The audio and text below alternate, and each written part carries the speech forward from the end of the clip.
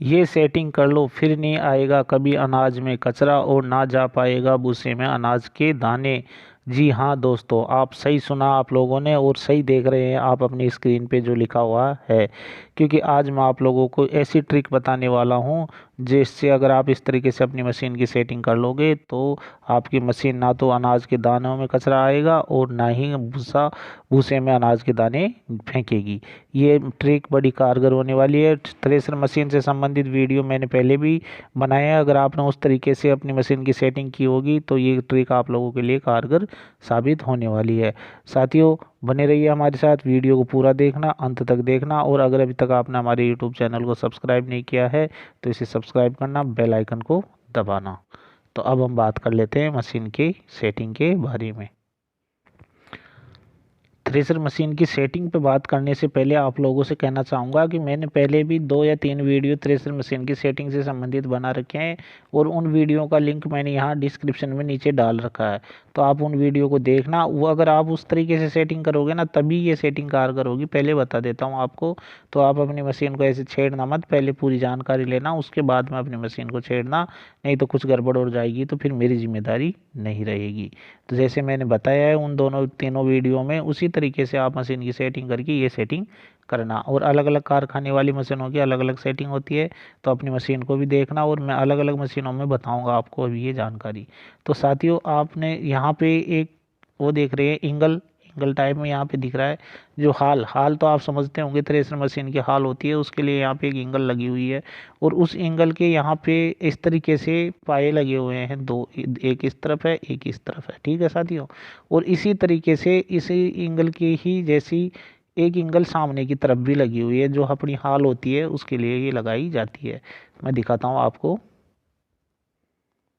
ये यहाँ पे लगी हुई है, इसी तरह की एक एंगल यहाँ पे लगी हुई है, आप यहाँ पे देख सकते हैं। तो एक एंगल तो इस साइड लगी हुई है और एक एंगल यहाँ पे इस साइड लगी हुई है। एक मिनट साथियों, यहाँ पे लगी हुई है एक एंगल और एक एंगल यहाँ पे लगी हुई है। इसमें से क्या हो रहा है आप सब जानते हैं कि यहाँ से भी एक मतलब पाए सा एक सरिया लगा हुआ है, एंगल के एंगल से जॉइंट कर रखा है एक सरिये को, और एक इस साइड कर रखा है, मतलब चारों तरफ चार है, एक इस साइड है और एक इसके इस साइड है, इधर चार तरफ चार है। अब आप लोगों को करना क्या होगा, मैं पीछे से दिखाता हूँ वापिस। अब आप देखिए, आपको करना क्या है, दो तो इधर है और दो आगे की तरफ है, आपको ये मैंने बता दिया ये एंगल है। तो आपको करना क्या है कि सबसे पहले तो एक धागा लेना है, धागा लेना है या फिर आपके पास कोई अगर और हो जैसे पेचकस वगैरह कुछ भी हो तो वो लेना है। और इस एंगल को जहाँ पे ये नीचे जॉइंट हो रही है इस जालने के, इस जालना होते हैं, इसे जाली बोलते हैं, जाली या छन्नी, छन्नी बोलते हैं, जाली या छन्नी आपकी तरफ क्या बोलते हैं कमेंट बॉक्स में कमेंट करके बताना। तो इसके यहाँ से लेके यहाँ पे ये एंगल ऊपर जहाँ पे कसाक आ रही है वहाँ पे, जहाँ पे स्क्रू में किसाक आ रही है वहाँ पे आप लोगों को नापना है अपने पेचकस से, ठीक है। पेचकस से इस तरीके से आपको इसको नापना है और चारों को बराबर करना है, इन एक तो इसको एक इसको एक इधर वाले को और एक मैंने पहले आपको बताया था उधर वाले को, चारों को नाप के फिक्स बराबर करना है, मतलब एक सूत का भी फर्क नहीं छोड़ना है। चारों को बराबर करने के बाद में आपको क्या करना है, आप सोच रहे होंगे सर ऐसा थोड़ी होता है कि चारों बराबर होंगे, आगे से तो नीचा होना चाहिए ना, आप तो ऐसे सोच रहे होंगे। लेकिन दोस्तों आप उसी जगह मात खा जाते हो जी, अगर ये चारों बराबर नहीं होते हैं ना तो इससे काफ़ी समस्याएं हो जाती है और आप इसी जगह मात खा जाते हो। आप लोग क्या करते हो कि उसके सामने से नीचा रख देते हो, मैं बताता हूँ अभी आपको, एक मिनट रुको। हाँ, मैं क्या कह रहा था कि चारों को बराबर होना चाहिए, ठीक है। तो एक तो ये रहा, एक इधर है और एक इधर है और एक इसके मशीन के इस साइड है, ठीक है। तो ये चारों क्या होने चाहिए, बराबर होने चाहिए। अब आपको इनको बराबर करने के लिए क्या करना होगा, पेचकस से मतलब इनको नापना होगा या एक धागा ले लीजिए, मैं थोड़ा अंदर तक दिखा देता हूँ, दिखाने का प्रयास करता हूँ, आपको दिख जाए तो अच्छी बात है। आपको यहाँ पे ये दिख रहा है कुछ इसी तरह का एक यहाँ पे भी दिख रहा होगा, देखिए। तो इनके यहाँ पे क्या है, एक देखो आप डेबरी लगी हुई है यहाँ पे, तो इस डेबरी को एक इसके नीचे लगी हुई है, इसको खोल के आप इसको ढीली कर लेना और इनको नाप के बराबर कर लेना, चारों को बराबर कर लेना चारों कोनों से, ठीक है। अब आप जब चारों को बराबर कर लोगे, अब आप सोचोगे सर ऐसा थोड़ा ही होता है, इधर से तो नीचा होता है सामने से यहाँ से। लेकिन दोस्तों आप गलती इसी जगह कर देते हो क्योंकि कंपनी ने पहले ही इसमें ढाल बनाई है ऐसी, कंपनी में इसमें ऐसे डाल बनाई है। और आप जब इसको अधिक नीचा कर देते हो इस साइड से, कहाँ से, यहाँ से जब इसको अधिक नीचा करोगे आप यहाँ पे, जब यहाँ पे अधिक नीचा होगा तो जो भी माल ऊपर से निकलेगा मशीन का, वो माल यहाँ पे आके इकट्ठा हो जाएगा यहाँ इसके अंदर। तो इसमें इकट्ठा हो जाएगा तो इसमें नुकसान ये होता है कि ये छन्नी है ना आपकी, जो इतना माल छान नहीं पाती है और यहाँ पे वो माल इकट्ठा हो जाता है। यहाँ पे माल इकट्ठा होने की वजह से क्या होता है कि ये ऊपर वाला जो भूसा वाला पंखा है, मैं दिखाता हूँ अभी आपको। हाँ, इसमें नहीं दिख रहा है आपको, 1 मिनट रुको, मैं दिखाता हूँ। जब यहाँ पे इकट्ठा हो जाता है ना माल, यहाँ पे अंदर इस जाली के अंदर, तो ये जो भूसा वाला पंखा है ना, वहाँ पे इकट्ठे माल में से उठाता है। जब ज़्यादा माल इकट्ठा हो जाएगा तो आप स्वयं सोचो, ये उठा के बाहर फेंकेगा और ये उठा के बाहर फेंकेगा तो उसमें अनाज के दाने तो आएंगे। आप लोग जानते हो ये बात तो, क्योंकि जब ज़्यादा माल इकट्ठा हो जाएगा, मशीन को जब पंखे को ज़्यादा माल मिलेगा तो उठा के वो तो बाहर फेंकेगा, और बाहर फेंकेगा तो अनाज के दाने तो बाहर आने ही आने हैं। ये 100% है बात। तो आपको एक फ़ायदा तो ये हो जाएगा कि अगर आपकी मशीन अनाज के दाने उठा रही है तो वो अनाज के दाने उठाती हुई रुक जाएगी। एक फ़ायदा तो आपको ये होने वाला है।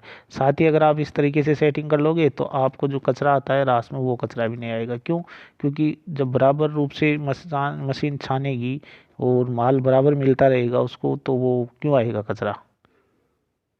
बराबर माल मिल जाएगा तो वो उसमें कोई समस्या नहीं होगी ना, क्योंकि वो तो फिक्स आ रहा है, और फिक्स आ रहा है तो फिक्स उठ भी रहा है, यहाँ से फिक्स जा भी रहा है ऊपर, और फिक्स यहाँ पे भी आ रहा है। अब रही बात इस बात की पंखे की, तो कई मशीनों में जो पंखे होते हैं वो साइड में लगे हुए होते हैं, तो उनके लिए अलग से बता दूंगा। लेकिन अभी मैं आपको ये बता देता हूँ कि जो ये पंखा ऊपर से आ रहा है ना, यहाँ से आ रहा है ऊपर से, मैं आपको दिखाता हूँ अभी दूसरी फ़ोटो में। 1 मिनट रुको। अब आप यहाँ पे देख सकते हैं साहब, पूरी मशीन आपको नज़र आ जाएगी। ये पंखा हवा करने का यहाँ से जा रहा है, ठीक है, यहाँ पे नीचे आ रहा है, और ये हाल भी दिख रही होगी आपको लंबी पूरी। तो यह क्या होता है कि ये पंखे में यहाँ पे जो पंखे लगे हुए हैं, पंखुड़ियाँ या पतरे बोलते हैं उन्हें, पंखुड़ियाँ कुछ भी बोल दो आप, तो वो क्या होता है, यहाँ से हवा इधर डालती है, ठीक है। तो इसमें क्या होता है कि जब सीज़न की टाइम पे मशीन बनाते हैं कंपनी वाले, तो यहाँ पे वो जो छेद होता है ना, वो थोड़ा हल्का हो जाता है। वो हल्का छेद होने की वजह से क्या होता है, हवा प्रॉपर रूप से यहाँ पे नहीं आ पाती है, और यहाँ पे हवा नहीं आ पाती है ना, तब क्या होता है कि जो हवा कम बनती है, हवा कम बनेगी तो क्या होगा कि कचरा ज़्यादा जा नहीं पाएगा, उड़ा नहीं पाएगा पंखा। तो आपको करना क्या है, अगर ये सेटिंग जो मैंने ये हाल वाली सेटिंग बताई है आपको, ये करने के बाद भी अगर आपके कचरा आता हुआ नहीं रुकता है, तो आप अपनी मशीन के ये जो 3 बोल्ट इधर वाले और 3 उस साइड के खोल के यहाँ पे उस छिद्र को देख लेना आप कि वो कितना चौड़ा है। अगर वो सकड़ा है तो उसे चौड़ा कर देना, और फिर हवा आपकी मशीन प्रॉपर रूप से बनाने लग जाएगी और आपको कचरा नहीं आएगा। एक बात का तो आपको ये ध्यान रखना है। दूसरी बात आपको और बता दूं, कई बार क्या होता है किसान भाइयों, जैसे मैंने आपको सेटिंग बताया, आपने उस तरीके से सेटिंग कर दी मशीन की, चलो ठीक है, आपने पूरी सेटिंग मैंने बताई वैसे वैसे कर दी, लेकिन होती क्या है समस्या, कभी यहाँ पे हो जाती है। यहाँ पे कैसे हो जाती है? क्योंकि यहाँ पे जब आप थ्रेसर मशीन को जॉइंट करते हो ना, तो क्या होता है कि ये मशीन यहाँ से नीचे रह जाती है। किसी ट्रैक्टर की ऊंचाई कम होगी, टायर कम होंगे, या किसी भी तरीके से मान लो आप, अगर यहाँ पे ऊंचाई कम रह जाती है तो मशीन की ढाल तो नीचे की तरफ बन जाएगी ना, आप जानते हो। मशीन की झुकाव अगर इस साइड होगा तो माल तो अधिक आएगा इधर, क्योंकि ये ढाल अगर इस साइड हो जाएगा तो आप जानते हो यहाँ पे माल कम आएगा, ज़्यादा आएगा, और माल ज़्यादा आएगा तो फिर छटनी नहीं कर पाएगा, क्योंकि पंखे से इतना माल उड़ नहीं पाएगा। तो आपको विशेष रूप से ये भी ध्यान रखना है किसान भाइयों कि यहाँ पे मशीन का जो नीचा ना हो, ये मुंह नीचा ज़्यादा ना हो, तो आपको यहाँ पे कुछ लगवाना है या कुछ बेरिंग वगैरह लगा देना इसके नीचे, और मशीन की ऊंचाई का स्पेशल रूप से ध्यान रखना, मशीन का संतुलन बराबर बना रहे। तो आप लोग इन बातों का ध्यान रखना। अब मैं आपको दूसरी मशीनों में भी दिखा देता हूँ। एक बात और बतानी है इस मशीन की, सॉरी मैं भूल गया था। हाँ, आप देख रहे हैं इस मशीन में ये पतरा लगा हुआ है, यहाँ पे दिख रहा है। इसका कार्य ये होता है कि जो ऊपर से माल कटिंग होकर नीचे गिरता है, उसको ये इस साइड नहीं आने देता है, मतलब इससे नीचे कचरा इकट्ठा नहीं होने देता है यहाँ पे। तो इसका मतलब ये हुआ कि अगर इसे ज़्यादा बाहर रखोगे ना आप, अगर इसको इस साइड खींच के रखोगे इस साइड, तब क्या होगा, दिक्कत ये हो जाएगी आप लोगों को कि यहाँ पे कचरा आने लग जाएगा। और अगर इसे ज़्यादा बाहर रखोगे तो ये पंखे के नीचे ले जाके उसको खाली करेगा, तब क्या होगा कि ये अनाज के दाने उठाने लग जाएगी मशीन। तो साथियों, आपको करना क्या है, इसको थोड़ा मीडियम साइज में रखना है। अगर इधर पीछे ज़्यादा कचरा आता है तो आगे धको देना, और अगर आगे इधर भूसे में आती है अनाज के दाने तो इसे बाहर की तरफ खींच लेना। आपको इस बात का भी विशेष रूप से ध्यान रखना है। साथियों क्या है कि मशीन में ऐसा तो है नहीं कि एक बटन हो जिसे दबा दिया और मशीन की सेटिंग हो जाए, ऐसा नहीं होगा। आपको एक एक जगह से सेटिंग करनी होगी। पहले यहाँ से सेटिंग करनी होगी, फिर यहाँ इसमें यहाँ गंडासों की सेटिंग करनी होगी, फिर इधर रोलर एल्फर वगैरह होते हैं उनकी सेटिंग करनी होती है। मतलब तमाम जगहों पर मशीन की एक एक चीज़ का ध्यान रखना होता है, तब जाके मशीन चलती है साथियों। तो आप इन बातों का ध्यान रखना। मैंने अपने दोनों या तीनों वीडियो के लिंक डिस्क्रिप्शन में डाल दूंगा, आप वहाँ से देख सकते हैं। और डिस्क्रिप्शन में मेरे नंबर मिल जाएंगे, अगर कोई समस्या हो तो मुझे बताना। साथ ही कमेंट करके कमेंट बताना कि आपको वीडियो कैसा लगा। अब मैं आप लोगों को दूसरी मशीन में भी इस बात को बता देता हूँ। ये हाल वाला सिस्टम तो आप जानते हैं सभी मशीनों में होता है। यहाँ पे आप देख सकते हैं, यहाँ पे इस मशीन में भी आप देख लीजिए, यहाँ पे डंडा लगा हुआ है और इसमें हाल होती है। हाँ, एक बात और बताना भूल गया था, अब मुझे ये क्या है थोड़ा याद आ जाती है, देखता हूँ मशीन को तो यहाँ पे उस मशीन में भी है, इस मशीन में भी हाल लगी हुई है। तो हाल को क्या है बढ़ाने और घटाने का सिस्टम होता है। तो आप अपनी फसल के हिसाब से उस हाल को सेट कर देना। यहाँ पे है, यहाँ पे एक लग्गा लगा हुआ है, वो मैं ले नहीं पाया यहाँ पे। तो उसकी जो सिस्टम है उसमें थोड़ा छेद है, इस तरीके सा ऐसा छेद लगा रखा है। तो उस छेद के बोल्ट को आप थोड़ा ढीला करके हाल अपने हिसाब से बढ़ा लेना, जैसी मशीन की चाल हो उसी हिसाब से। ठीक है, तो इसमें भी लगा हुआ है, यहाँ पे भी, इसमें भी 4 डंडे हैं चारों कोनों में, पीछे की तरफ और इस साइड चारों तरफ। तो आपको उनको सबको सेट करना है। सभी मशीनों में इस तरह की सेटिंग आती है। तो आप विशेष रूप से इस बात का ध्यान रखें और माल को इकट्ठा ना होने दें। अगर माल इकट्ठा होगा तो मशीन अनाज के दाने उठाएगी, इस बात का ध्यान रखना। साथ ही मशीन की स्पीड का ध्यान रखना। इस बारे में मैंने पहले ही वीडियो बना दिया था कि आप किस तरीके से पुलियों की सेटिंग कर सकते हैं और किस तरीके से मशीन को चला सकते हैं। ट्रैक्टर को आप ज़्यादा स्पीड पे ना चलाएं, या 12 से लेके आप 13 की स्पीड पे ही ट्रैक्टर को चलाएं। अब आपकी तरफ माल अगर ज़्यादा हो तो अपने हिसाब से सेट कर लेना, हमारी तरफ इसी स्पीड पे ट्रैक्टर चलता है। ठीक है साथियों। तो साथियों, आज के वीडियो में मैं यही जानकारी आप लोगों के लिए लेके आया था, क्योंकि आप लोगों की बहुत मांग थी कि सर सेटिंग से संबंधित वीडियो लाओ, सेटिंग से संबंधित वीडियो लाओ। तो साथियों, आपकी मांग को ध्यान में रखते हुए मैं ये वीडियो आप लोगों के लिए लेके आ गया। तो साथियों, अब आपका भी फर्ज बनता है कि आप मेरे चैनल को सब्सक्राइब करें, बेल आइकन को दबाएं, साथ ही वीडियो को लाइक करें। और वीडियो कैसा लगा आपको मुझे बताना कमेंट करके।